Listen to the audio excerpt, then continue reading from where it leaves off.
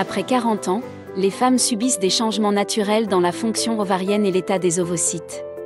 Cette période, connue sous le nom de périménopause et ménopause, est associée à une diminution des estrogènes et de la capacité de reproduction.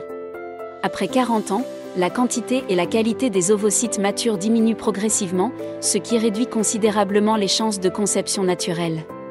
De plus, avec l'âge, la probabilité de mutation dans le matériel génétique des ovocytes augmente, ce qui peut affecter la qualité des embryons.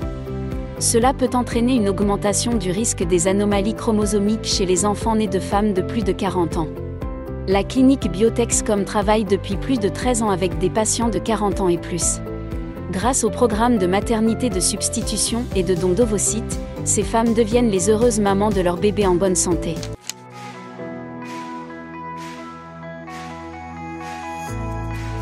La stimulation ovarienne, ou stimulation ovarienne contrôlée, est une méthode de traitement de l'infertilité chez les femmes visant à obtenir un plus grand nombre d'ovules pour une fécondation ultérieure. Au cours de la stimulation ovarienne hormonale, des médicaments contenant des hormones qui stimulent la croissance d'un plus grand nombre de follicules simultanément sont utilisés. L'objectif est d'obtenir un nombre suffisant d'ovules matures capables de fécondation. La stimulation ovarienne hormonale doit être effectuée sous le contrôle strict et l'observation d'un médecin. À cet effet, des médicaments spéciaux et des injections sont utilisés, dosés avec précision pour obtenir le résultat optimal.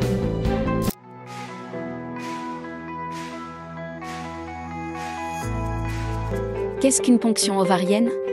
C'est l'une des étapes importantes du processus de fécondation in vitro. Pendant la procédure de ponction ovarienne, la femme subit préalablement une stimulation contrôlée de l'ovulation afin que davantage d'ovocytes atteignent la maturité. Pour effectuer la ponction, le médecin utilise une aiguille fine spéciale pour extraire les ovocytes des ovaires. La procédure est réalisée sous anesthésie générale et ne dure que quelques minutes. Les ovocytes prélevés peuvent ensuite être utilisés dans le cadre d'un programme de fécondation in vitro ou conservés pour un futur cycle d'FIV.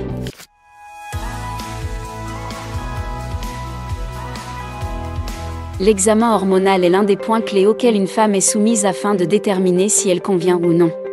C'est-à-dire qu'après tous les examens généraux, on procède à une échographie spéciale au cours de laquelle on mesure les ovaires, on détermine le nombre de follicules en trop, c'est-à-dire le matériel qui peut être utilisé pour la stimulation, et on fait le rapport avec le miroir hormonal de la femme. En d'autres termes, nous examinons les niveaux des principales hormones et ce que ces hormones nous montrent, ainsi que ce que pourrait être la réserve ovocytaire.